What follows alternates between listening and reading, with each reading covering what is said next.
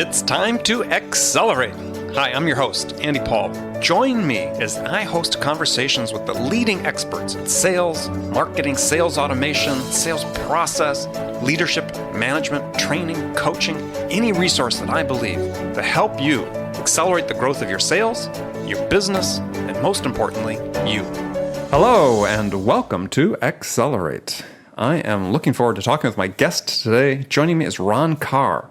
Ron is the founder of Karr & Associates. He's a leading sales speaker, consultant, and author of several books, including the best-selling Lead, Sell, or Get Out of the Way, The 7 Traits of Great Sellers. Ron Karr, welcome to Accelerate. Thank you, Andy. Pleasure to be here. So take a minute, introduce yourself. Start back at the beginning. How'd you get into sales? Well, I guess since I was 2 years old, I had a very tough childhood. I had to always talk my way out of getting in trouble. I had a very demanding father, so I was negotiating since a young boy. And my first job after college was in sales. I called it the School of Hard Knocks. I was selling copiers door to door. That's a good way to start. Yeah, and it was actually the best training because I remember when I got hired by Royal Business Machines in 1980, they just came out with the first plain bond copier. Now, I'm dating myself, and there might be people who don't even know what the difference was. But before 1980, they had liquid toner, which everybody just spilled all over themselves. So they seduced me by saying, this is a sexy copier. It's got beautiful copies, 15 pages a minute. And I was buying into the Kool-Aid. I said, that's great, but what about the collator? Don't worry about it. It's coming down in a year from now. Well, it never came. So I'd be going into these, knocking on these doors, speaking to office managers, and they say, well, can you collate? No. Can you slice and dice? No. And I got kicked out. So after quite a bit of rejection, I had a board of directors meeting with me, myself, and I. Went to a diner. In New Jersey, we're diners. And we can't tell from the accent that you're from New Jersey. Right, exactly.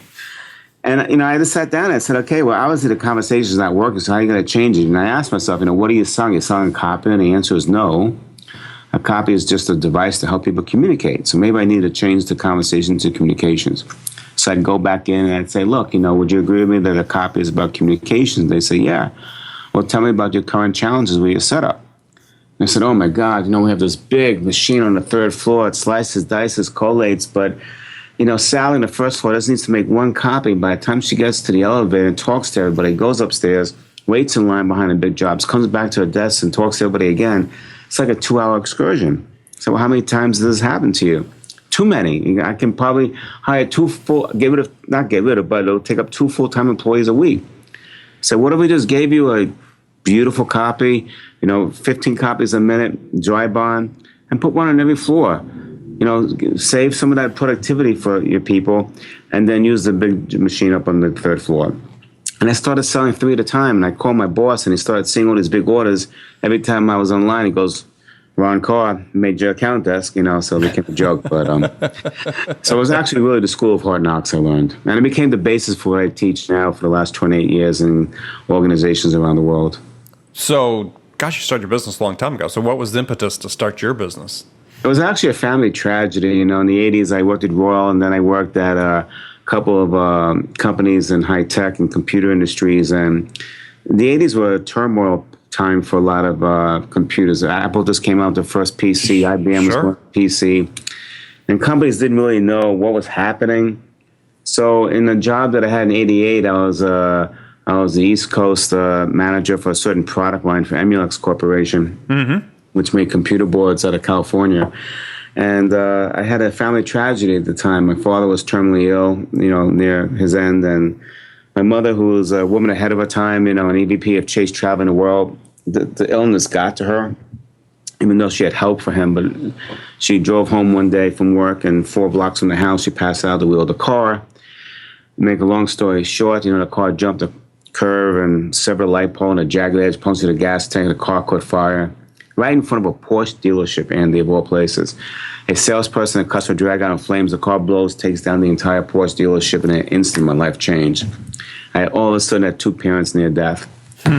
And I was an EMT. I was trained in disasters, but when it's your own family. So I remember that night when I was at the hospital, not knowing what to do.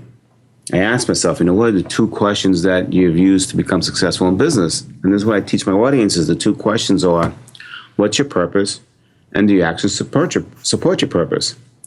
And for me, the purpose was very clear that night. No matter what happened, both parents had to survive. And dealing with lawyers and the bank and all insurance and doctors, I just made a promise to myself that if I'm being asked to do something that doesn't support both parents surviving, I don't have time for it. Long story short, they both survived. My mother lived for another 19 years, full life. My father hung on for a year. But right after the accident, we had to go a month later to Las Vegas to do our annual bootstrap meeting, and present our business plans. And like any salesperson, half a business plan is half real and half creative, if you know what I mean. Right. Oh, yeah. My creative juices were gone, Andy. There was just no way after living in my car for a month. So I called up my EVP. And when you get stressed out, then all the stuff that's bothering you in your job up to that point come up too. So I called up my EVP. And I said, look, you heard what happened. He goes, yeah, I'm so sorry. You okay? I said, yeah. But I said, my job's not making sense. That's what this thing taught me, And we got 4 options. One is you change my product set, change my title, change my responsibilities, or maybe I just go on my own. He goes, Ron, I love you, but I really have no room for maneuvering here. So what would you do if you went on your own? And out of the dark, I said, I don't know. I mean, half my job is teaching distributor reps how to sell, so maybe I'll just do some sales training. He goes, send me a business plan. And I did. It was July of 88. And they said, okay, today's your last day. I'll keep you on payroll to the end of August. I'll keep you on full expense account till Thanksgiving. And I'll pay commissions on any deals you worked on to the end of the year. Use the seed money and go start your business. Huh. Very nice. And if that disaster never happened, I would never have taken the risk to do something. I would have been too afraid. But that disaster got me out of my comfort zone, and it taught me that no matter what happens, even if you fail, you can always make it back. The only thing you have to make sure is that you keep your word. You can lose your family, you can hopefully not, you can lose your money, your business, your home. But if you always have your word, you can always get people to support you again in your next venture. And from there, I became a professional speaker, an advisor to the board of directors, and eventually the president of the National Speakers Association. I can guarantee if that accident never happened, I'd be selling for somebody still at some place somehow. What a story. What a story. Now, did Emulex give you some business? Did they give? No, but I got some business. Like one of my distributors was Novodyne, and actually I got to know him from Emulex, and he brought me in to speak at a couple of his events and help his company. So I got some business that came from the Emulex contacts. My first customer was Blue Cross or Blue Shield of Baltimore. I mean, I just prospected it. Who did I know? What did I know? Hey, you need some sales training? And at that time, I was just doing what I learned from Xerox professional selling skills. But as I got into it and got more clients, I built my own brand, my own strategies, and that's what you read in the books that I have out. And so you talked about recently that you're sort of doing a little bit of a rebranding. Yes. So tell me about that. Well, when I got done with the presidency of NSA, I was on top of the world, the leader of the top thought leaders and speakers, and it was my best year ever in business. And when I gave up the mantle in 2014 in July, my health took a turn. I had several surgeries, including 2 major back surgeries that put me out of work for over a year. So as you're going through all that painful rehab and you start thinking about what is your significance, what are you doing? Mm-hmm. I was always known as a sales trainer, but to me, sales trainer is a low-level positioning because I've done so much. I've advised board of directors, CEOs, and all that. So I run a group that's called the Chief Revenue Officer Mastermind Group, which has VPs and CEOs of small to mid-sized, high-growth companies. And while I was down, I started interviewing them, and I'm saying, look, what's the value that I bring to you guys? And they said, you're more than sales. You're more than leadership. You've impacted me personally and professionally. And they kept using the word impact. And when I looked at the word impact, I went to everything I did. I helped one company turn around a commodity relationship into a $200 million negotiated agreement. Help a lot of people sell more in less time. Helping leaders enter into new markets, double their businesses. And when I look at how I've done it, it was all around influence and impact. I was teaching them how to sell more in less time, how to impact their marketplace. They'll get the business, how to do it faster, how to gain velocity. And so we came up with the brand of impact. I've impacted my clients, and they in turn have impacted their markets. So the new brand is Impact, the art and science of significance. And the reason we say that is because everybody wants to be significant. no matter who I work with in an organization, whether it's a production employee, sales rep, everybody wants to do well, and they want to believe that they're helping somebody grow. They don't want to blow up the company. Most people don't. And they want to feel good about themselves. They want to feel significant. But when you think about significance, you can't have significance if you're not able to impact others to do what you need them to do so you can be successful. So that's how we came up with Impact, the art and science of significance. So you have this, I want to have you lay out for people what a mastermind group is, because this term comes up a lot. And I think for entrepreneurs and CEOs and C-level people that are listening to the show, it'd be really useful to sort of dig into that so they really understand this type of resource that's increasingly available to them. Yeah, so, there are companies out there that do something like YPO, which I spoke at in 2012, and a lot of my members are from YPO because everybody uses this kind of service. So they say actually what they get in one of my meetings, they get more than a year of their YPO forum, which is their mastermind.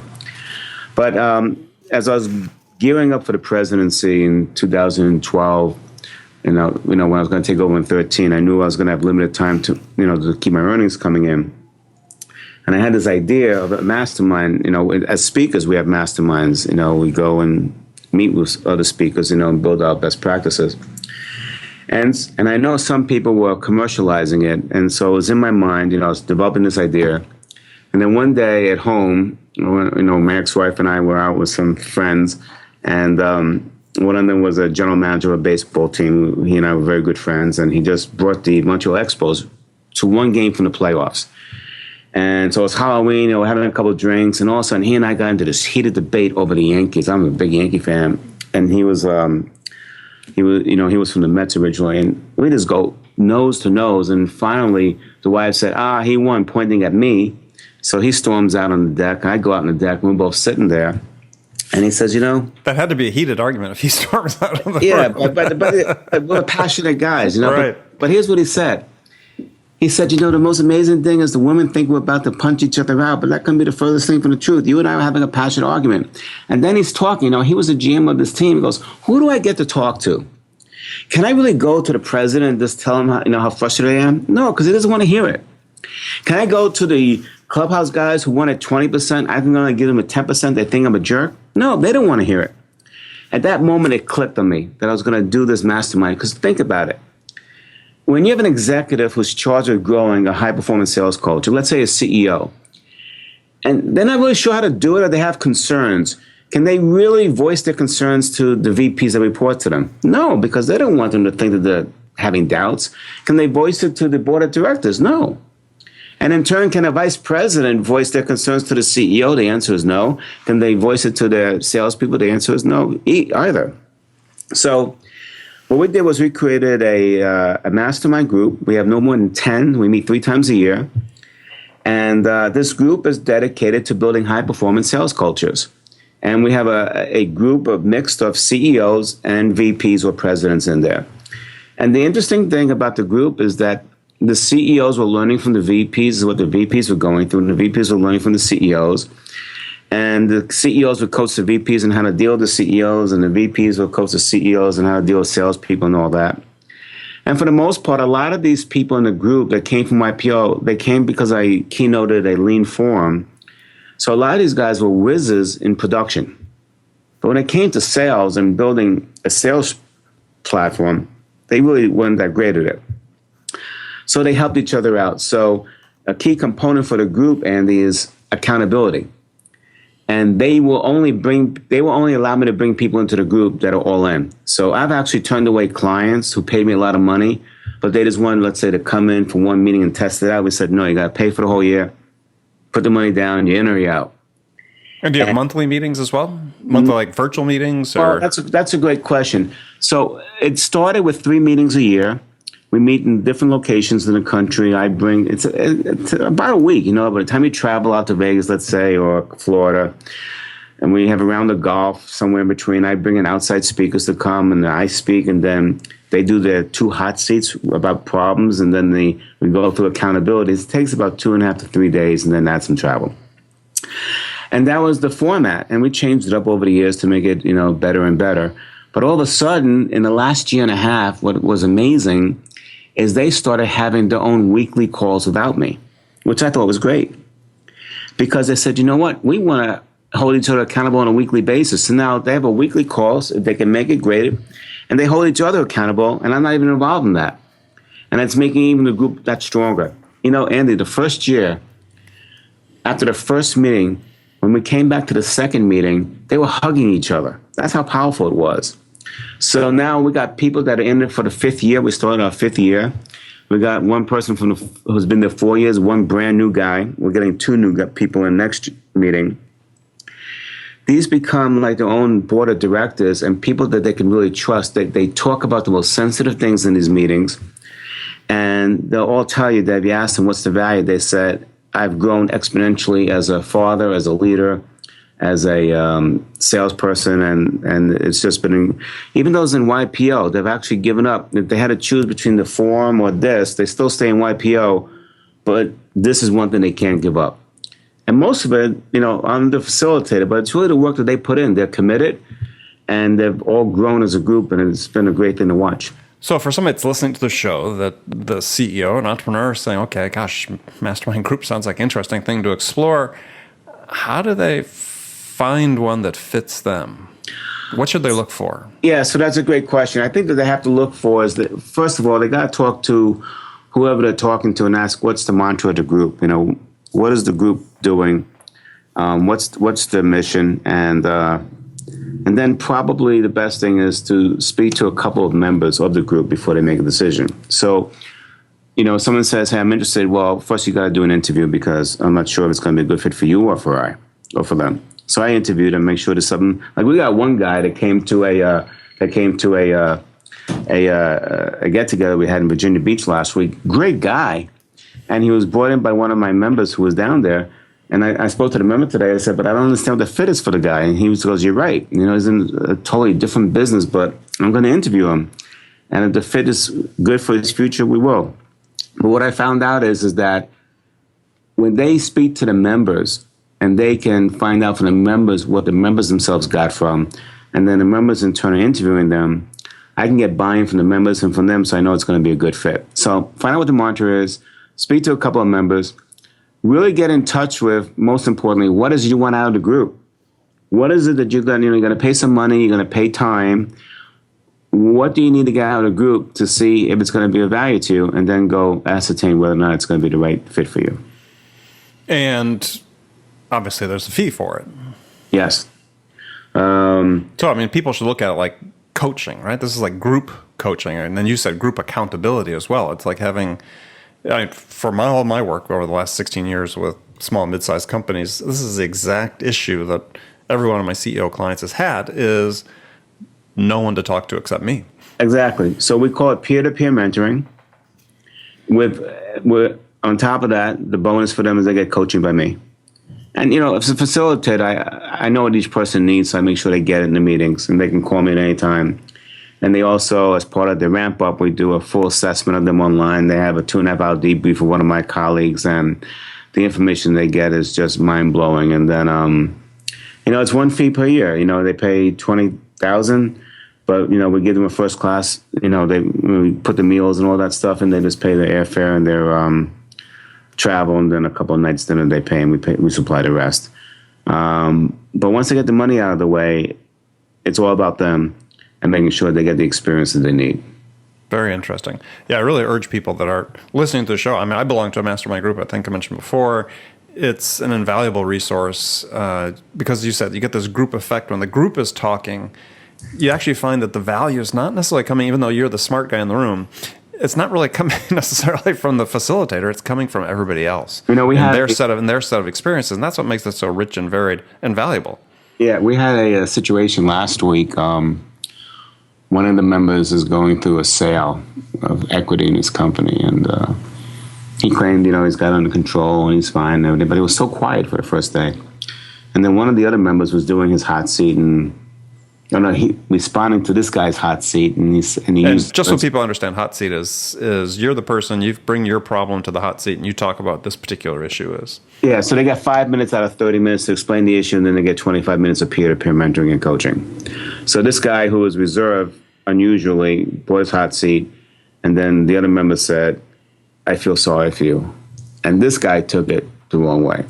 So that next night, he says, who was he to tell me that, blah, blah, blah. I said, well, I really don't think that's what he meant. And the next morning, before we even started, I was called out by some other members, and the one who made the offending statement was there and said, hey, this guy's not talking. And maybe I said the wrong thing. And says, well, you did say the wrong thing. He didn't like it. So we started off with that member apologized to him in person. And then after that, it took up some of the steam. And then I said to the member, I said, I got to tell you something. What's holding you back? Nothing. I said, well, something's holding you back because what all these people are saying right now is that you're not participating. Well, bottom line is he started opening up. He was there critiquing, opening up. And on the last night, he told us, we're sitting on the beach, having a beer. And he said, you know what? My wife said, so how was it today? I said, they called me out. They called me out of my, pick the word. They called me out of my stuff. Yeah, my BS. Yeah. And what happened? Well, I became more active. So that's the value of the group. It's people who you trust, who are willing to stand up to you. And isn't it easier to get that from people you trust and who have the best intentions than to get it from people who you wish you didn't show to or whatever? Yeah, and it's a different relationship than you'd have with a board, as you said, or with people that work for you. I mean, that's they're all there for each other's support. They want to see each other so successful. Yeah, I've very rarely seen a situation where within a company, even companies with great cultures, where the CEO can feel they can really unburden themselves, or the VP of sales can unburden themselves to their boss even. I mean, it's just, there's barriers that hold you back. Even if you think you trust that person, you're never going to be sure, right? Yeah. So my goal is I think we have 2 seats open. We'll fill them pretty fast. And then my goal is to eventually start one more group. And then, So how many do you run now? I run. One run. Okay, perfect. And then my goal is to get another one on board probably in the next year or so. Excellent. All right, very well done. So let's talk just briefly before we go to the last segment of the show about Lead Seller, Get Out of the Way, which is a book you wrote back a few years ago. What's the genesis of the title? So sales has changed. When I was selling in the 80s, it was basically show and tell. We didn't have the internet, so we had to educate people on what we're doing, features and all that. And today, that's absolutely not what you need to do. By the time you come into someone's office, they already looked you up on the internet, they know what you're doing.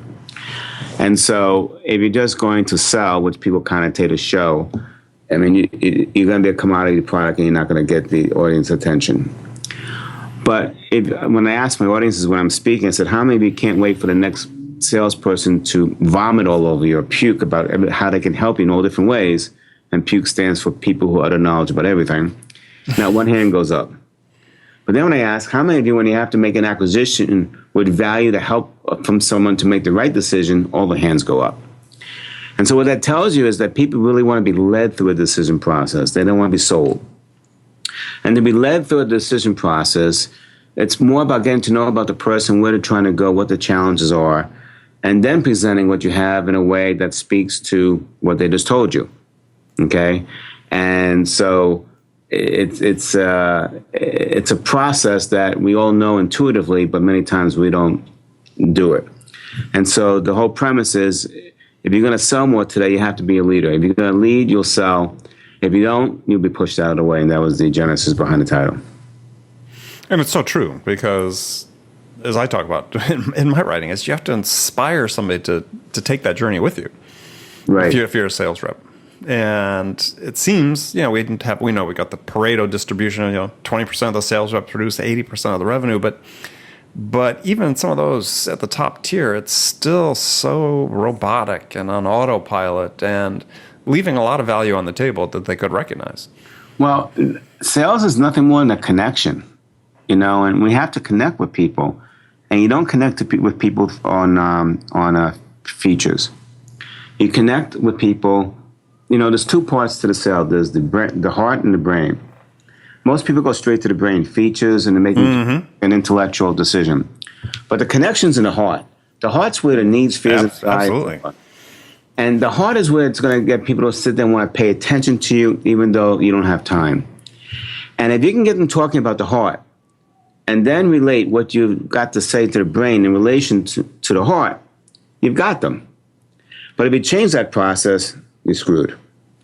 Oh, yeah, absolutely. I mean, I saw a research report recently, and it wasn't even a new one. It had been out for several years, but this Italian neuroscientists that had come across some people because of brain injuries were not able to really process emotion.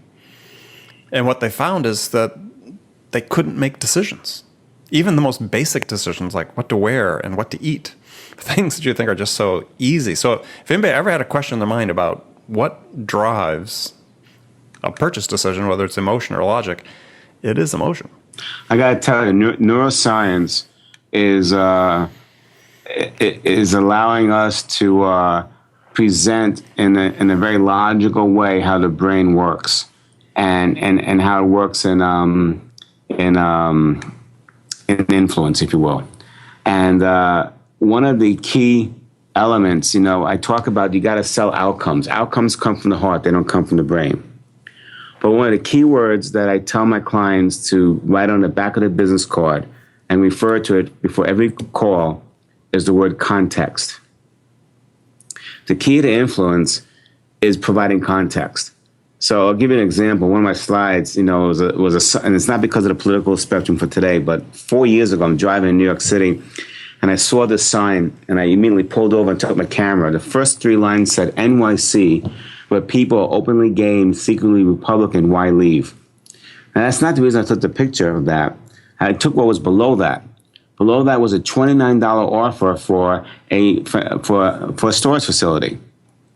Now, it was the first 3 lines that got my attention, and then it made me look at the offer. Most people don't get people's attention. They go straight to the offer. Mm-hmm. So the offer is built around outcomes, and then how do you present in context to what they just told you? And you take neuroscience, for example, there's different chemicals in the brain. Cortisol is the chemical that we all have, but if it's too much, it creates a threat for us. It's stress. Right. Dopamine is the chemical that if we have more of that going, we're more in a relaxed attitude, ready to listen and open up doors to new ideas. Well, when you think about it, if I make a cold call, or if I'm going to someone's office when they don't have time, what's going to happen to the cortisol? Yeah, it's going to spike. It's going to spike because they don't have time, and I'm an interruption. All right? And so I've got to find a way to reduce that cortisol, because if the cortisol stays high, the dopamine doesn't get high. And the only way that I can reduce the cortisol, Scott Halfort's a great, neuroscience expert. He just went to school and got his PhD. He's a colleague of mine. And he talks about the 4 ways, he calls it the 4 C's to reduce the cortisol and increase the dopamine, which is certainty, giving people knowledge that it's going to work, control, completion, and choice. But in neuroscience, they actually talk about context at a higher level, that the brain needs context to make a decision. So when you think in simple terms of cortisol and dopamine, and you can accept the fact that as a salesperson, you're going to be an interruption, or you're giving a proposal that's going to raise the cortisol, especially if you're asking for a lot of money, what can you do to minimize that cortisol and make them more comfortable? And obviously, a lot of that has to go for the heart. It has to do with the questions you ask. It has to do with how well you listen, not how fast you speak about the features and how you can help them. Excellent. Excellent. All right, we're going to take a short break. Be back with my guest, Ron Karr, right after this. Hi, this is Andy. Connect and Sell is used by sales reps at nearly 1,000 companies, including hundreds of technology startups and several Fortune 500 companies, to overcome the challenges of getting prospects on the phone. Companies using Connect and Sell grow their revenues faster by enabling their sales reps to have more sales conversations in 90 minutes than they could otherwise achieve in an entire week. Connect and Sell can be deployed directly to your sales reps, or you can take advantage of their outbound on-demand service, which delivers qualified prospect meetings scheduled directly on your sales reps' calendars. Visit connectandsell.com to learn more about how Connect and Sell can start filling your pipeline today. Okay, back with my guest, Ron Karr. We just had a great session talking about what a mastermind group is, how it works, how you could benefit from being a part of one. Talked a little bit about neuroscience and how that affects people making decisions. So now we get to the last segment of the show, Ron. I've got some standard questions I ask all my guests. And the first one is really a hypothetical scenario. And in this new scenario, you've just been hired as a new VP of sales at a company whose sales have stalled out. They're stuck. And CEO and the board, which we talked about before, are anxious to have you get things turned around in a hurry. So question is, in your first week on the job, what 2 things could you do that would have the biggest impact? So, other than obviously having my mandate from the board and meeting with each individual, my biggest two things is to have a meeting with the team or each one individually and set very clear expectations of what I expect from them. The biggest reason why a lot of people fail is because expectations and communications of expectations are not clear. Mm-hmm. So set clear expectations and find out what it is they need from me to help them make them successful. Here's a big problem that newly minted vice presidents of sales or sales managers have. They come because they were a top producer, so they get promoted to that job. Now, when you're a top producer, your success resided on your own efforts. But your job changes. When you become a manager or a VP, your success now resides in the success of all the people below you. And so therefore, the biggest mistake that managers make is when they go out on sales calls and travel to salespeople, they're not acting like a coach. They're taking over the call so that they can use their skills to close a deal. You may help them in the short term, but you're not helping them in the long term. Your job is to sit on your hands, evaluate how they're doing, give them some coaching tips, so when you're not there, they can close the deals in your absence. Otherwise, you're training them to keep calling you when you have to close. So, exactly. So set the expectations, find out what they need, and then understand for yourself internally what your new role is. Got it. All right, good answer. So now we're moving to some sort of rapid fire questions. First one, you give me single word answers if you want, or you can elaborate. First one is when you, Ron, are out selling your services, what's your most powerful sales attribute? Persistence. Who's your sales role model? God, I have so many, but I mean, God, oh boy. You know what? I have to remember names. Remembering names is not my best suit. Especially as we get older. My mother. All right. Any particular reason for your mom? Yeah, because she taught me as she was rising up to the ranks of chasers and economists that you can only get to a higher level of success through the efforts of others. And the only way to get people engaged is to get them into a conversation. And that's the basis for what I train. Excellent. So besides your own, what's one book every salesperson should read? Scott Halfort's, and I got to look it up on the internet. Like I said, I don't remember names. And this is embarrassing, but it's a great book. And I'm going to give it to you in 1 second. He runs a company called Complete Intelligence, and his new book is called Activate Your Brain. That is one of the best books I've read that combines neuroscience with influence in sales. Excellent. Okay. Activate Your Brain. It's on my reading list now. And last question for you. So what music's on your playlist these days? All right, so I'm from New Jersey. So like Springsteen. Yeah, that's all I listen to. my radio is in the car, straight on the Springsteen channel. A little Bon Jovi, but I'm just a Springsteen addict. So you're going to be at the Meadowlands on August 23rd? Because I'll be there watching Springsteen. You know, I didn't get tickets. I'm trying to get a hold of his road manager. You know what the NSA gave me, my parting gift from being president? They gave me this guitar that was an American flag guitar signed by the entire Bruce Springsteen E Street Band, including Clarence when he was still alive. Oh, wow. Very nice. Oh, okay. That'd be a great thing to have. Yeah. All right. Well, Ron, hopefully we'll see you at the Meadowlands. I want to thank you for being on the show today. Tell people how they can find out more about you. They can go to ronkarr.com, and Karr is spelled Karr, so ronkarr.com. And if they want to know more about that mastermind group and see what it's like for themselves, they can go to ronkarr.com/CRO. And of course, the last book was Lead Seller, Get Out of the Way. Excellent. Again, thanks for being on the show. And remember, friends, make it a part of your day every day to deliberately learn something new to help you accelerate your success. An easy way to do that is to make this podcast accelerate part of your daily routine, whether you're listening in your commute, in the gym, or as part of your morning sales meeting. That way you won't miss any of my conversations with top business experts like my guest today, Ron Karr, who shared his expertise about how to accelerate the growth of your business. So thanks for joining me. Until next time, this is Andy Paul. Good selling, everyone. Thanks for listening to the show. If you like what you heard and want to make sure you don't miss any upcoming episodes, please subscribe to this podcast on iTunes or Stitcher.com. For more information about today's guest, visit my website at andypaul.com.